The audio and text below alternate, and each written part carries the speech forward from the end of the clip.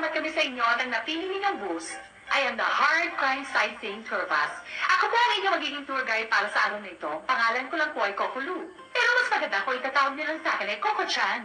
Coco Chan, dito ko sa tabi ko po. Maraming salamat. Sana maging masaya kayo sa araw na ito. Sigurado mag-i-enjoy ako dito. Coco Chan. Ano po yun? Gaano katagal bago tayo makarating sa Kukulu Mountain, ha? Mga 2 oras po tayong babiyahe. Narinig mo ba? Anong gusto mong gawin natin ngayon? Cool ka lang dyan. Hindi aalis yung bundok sa kinatatayuan niya. Pagpatuloy mo, Coco Chan. Opo, kayo na sasabihin ko sa inyo kung anong dapat gawin. Sa mga mukha na lang nila, parang hindi sila turista. Sigurado yun. Bounty hunter ang mga yan. Pumunta sila dito para sa malaking halaga na nakapatong sa ulo ng mga Zordi. Kaya inuulit ko, Baka akala nung aling pinagtanungan natin, ikapareho nila tayo. Sa lahat. Habang umaandar ang sasakyan, bawal kayong tumayo o kaya ay tumalikod sa driver.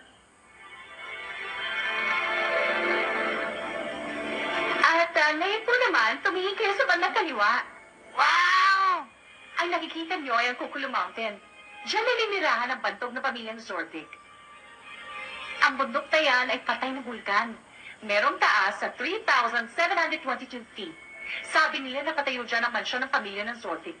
Pero hanggang ngayon wala pa rin nakakakita. Ang pamilya ng Zordic ay binubuo ng isang lolo sa tuhod, lolo, lola, tatay, nanay, at meron silang 5 anak.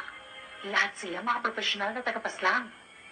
Ayan, papalapit na tayo sa bundok. Kapag nandun na tayo, pabababain ko na kayo para matignan niyo na mabuti. Wow! Ngayon ko na nakita yan. Para yata ayaw nila magpapasok sa loob. Ito ang harapang pinto na hardin na pag-aari ng pamilya ng Zordic. Sa oras na makapasok sa loob, siguradong hindi ka na makakalabas ng buhay.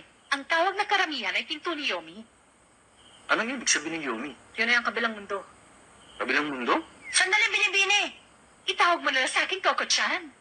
Paano kaya ako makakapasok sa loob niyan? Ang kabila ng pintong yan ay pag-aari na ng pamilya ng Zordic. Kaya hindi ko kayo pwedeng pasya sa loob. Ano? Kaya pala 2 oras lang ang biyahe natin sa bus. Pero masyado pang malayo lugar na to, doon sa bundok. Huwag mo sabihin hanggang dito ang pag-aari nila. Tama ka. Mula sa lugar na ito hanggang sa maaabot ng mga mata mo, pag-aari ng Zordic, kasama na rin ang buong Kukulu Mountain. Ang buong lupain na yan, pati bundok, ang laki naman ang hardin nila.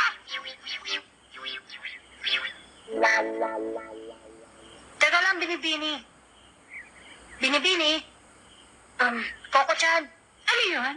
Sabihin mo na kung paano ako makakapasok sa loob. Sandali, bata. Hindi mo ba narinig ang paliwanag ko? Oo, kaya lang. Pag pumasok ka, hindi ka na makakalabas ng buhay. Bahay yan ang pinakamalupit na tagapaslang. Oo, pero... Niloloko mo lang kami. Wala pa rin nakakakita sa bahay na maalamat na pamilya ng Zordic.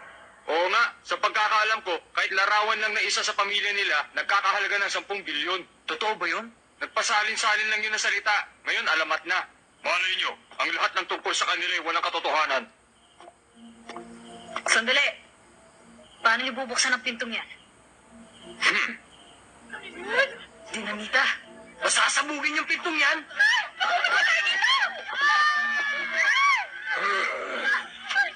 Sir, parang yun ang awa. Huwag niyo gawin yan.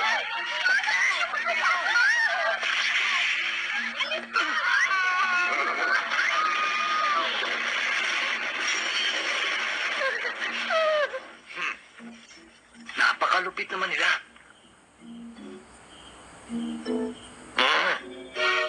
Wow! Hindi man lang nagasgasan. Mas matibay pa pala siya kaysa sa inaakala natin. Oo nga. Grabe naman kayo mga Ginoo. Kung ganun lang ang gagawin nyo, hindi mabubuksan ang pintong yan. Bakit? Ikaw ba ang bantay dito, ha? Buksan mo na yan. Bilis! Hindi ko maaaring gawin yun. Kapag binuksan ko yan, pagagalitan ako ng aking amo. Huwag ka na mag-alala. Hindi magtatagal at mawawala rin ang kinakatakutan mong amo. Sandali lang. Ang pintong yan ay... Mabuti pa tigilan mo na yung kadadaldal mo. Buksan mo na lang ang pinto. Bilis! Nasa iyo lang pala eh. Ayaw mo pa ibigay. Ay! Manong! Ayos lang ako, bata. Binabalaan ko kayo. Huwag niyo na ituloy yung binabalak. Huwag niyo akong sisihin kapag ginagawa sa inyong masama.